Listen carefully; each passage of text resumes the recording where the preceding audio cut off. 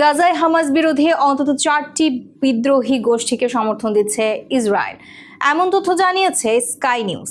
Project new Gaza পরিকল্পনায় এসব group হামাসের শাসন অপসারণে কাজ করছে। গোষ্ঠীগুলোর কাছে অস্ত্র, অর্থ, যানবাহন পৌঁছাতে ইসরায়েল গোপনে সহায়তা করেছে বলে অভিযোগ উঠেছে। গাজা উপত্যকায় হামাসকে নিশ্চিহ্ন করতে অন্তত 4টি বিদ্রোহী গোষ্ঠীকে গোপনে সমর্থন ও সহায়তা দিচ্ছে ইসরায়েল, এমন তথ্য প্রকাশ করেছে যুক্তরাজ্যের সংবাদ মাধ্যম স্কাই নিউজ।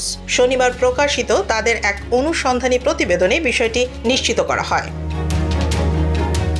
গাজায় নবগঠিত এক বিদ্রোহী গোষ্ঠীর নেতা হুসাম আল আসতাল স্কাই নিউজকে দেয়া এক সাক্ষাৎকারে বলেন, প্রজেক্ট নিউ গাজা নামে একটি পরিকল্পনার আওতায় 4টি গ্রুপ একযোগে হামাসের শাসন অপসারণে কাজ করছে। তিনি জানান, এই উদ্যোগে ইয়াসের আবু শাবাব ও আশরাফ আল মানশিও যুক্ত রয়েছেন। প্রতিবেদনে উল্লেখ করা হয়, আসতালের সদর দপ্তর গাজা সীমান্তের ইয়েলো লাইন এলাকায়, যা ইসরায়েলি প্রতিরক্ষা বাহিনীর পোস্ট থেকে মাত্র 700 মিটার দূরে। সেখানে গ্রিন জোন চুক্তির আওতায় গোলাগুলি ও বিমান হামলা বন্ধের নিশ্চয়তা দিয়েছে IDF।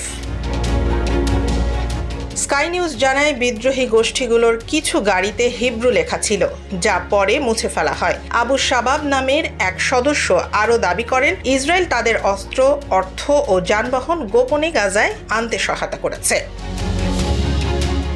অন্যদিকে আল মানসি গ্রুপের নেতারা সরাসরি যোগাযোগ অস্বীকার করে জানিয়েছেন, তারা কেবল জেলা অফিসের মাধ্যমে সমন্বয় করে।